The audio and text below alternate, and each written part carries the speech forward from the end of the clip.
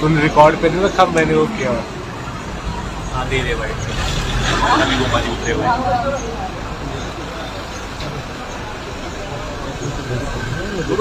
वो आगे मत जाना यार। सर रुक जाओ, आराम से आराम से आराम से आराम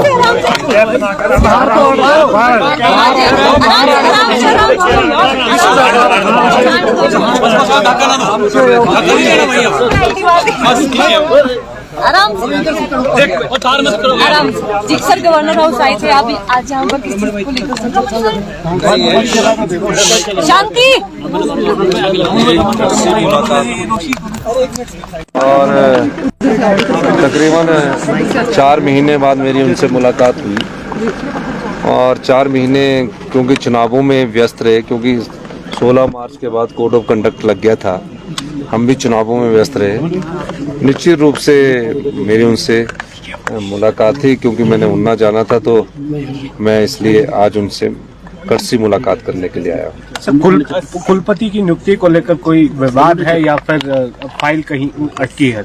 नहीं, वो गवर्नर साहब ने अपनी नाराजगी जताई कि कुछ एक मुद्दे हैं, जैसे कि योगा डे वाले दिन हमारे सरकारी कार्यक्रम था, और उस दिन शहर के हमारे मेयर भी यहाँ पर अनुपस्थिति थी। उनकी बात सही है कि जब सरकारी कार्यक्रम है और वो संवैधानिक पद पर बैठे हैं, तो वो थोड़ा सा उस चीज़ का ख्याल रखा न जाना चाहिए। और कुछ कम्युनिकेशन गैप है, तो मैंने कहा कि उसको भी दूर किया जाए। और जो कुलपति वाली फाइल है, उन्होंने कोई 3-4 महीने पहले वापस सरकार के पास भेज दी थी, और निश्चित तौर पर वो सेक्रेटरी लॉ के पास पड़ी रह गई, तो उसके बारे में भी उन्होंने मुझे कहा। और जो हमारे बात थी उसमें मैंने उनको बोला कि भविष्य में चीज़ों का ख्याल रखा जाए। तो सभी विश्वविद्यालयों की कुलपति की नियुक्ति जल्द होगी, कब तक संभव है सर?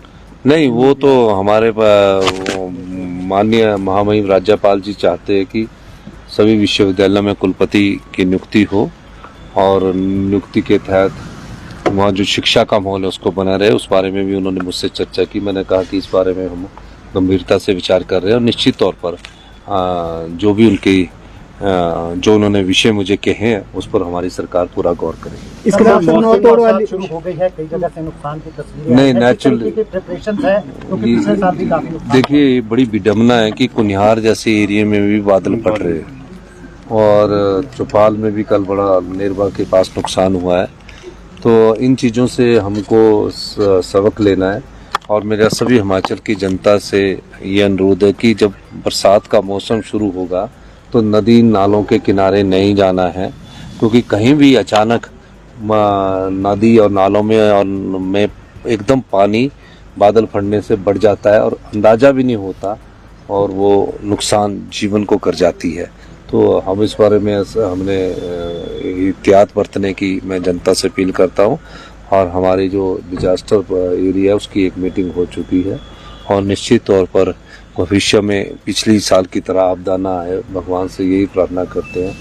और सारी चुनौतियों का सामना करने के लिए हमने दिशा निर्देश दे दिए हैं। सब फील्ड स्टाफ को बोला गया है, सभी और सबको बोल दिया गया, सबको एक्टिव रहने के लिए बोल दिया गया, और मैं खुद इसका जायजा भी लेता हूँ। धन्यवाद। कुछ लॉ एंड ऑर्डर की इश्यूज भी आए हैं, और निश्चित तौर पर एक घटना बिलासपुर में घटी है और कहीं हुई है। हमने तो कहा कि कानून के तहत अपना काम करेंगे, और ऐसी घटनाओं का सरकार निंदा भी करती है, चाहे वो किसी भी पार्टी से जुड़े कोई लोग क्यों ना हो। गलत बात गलत है। हम इस प्रकार की वारदात को हिमाचल प्रदेश में सहन नहीं होने देंगे। धन्यवाद। Thank you.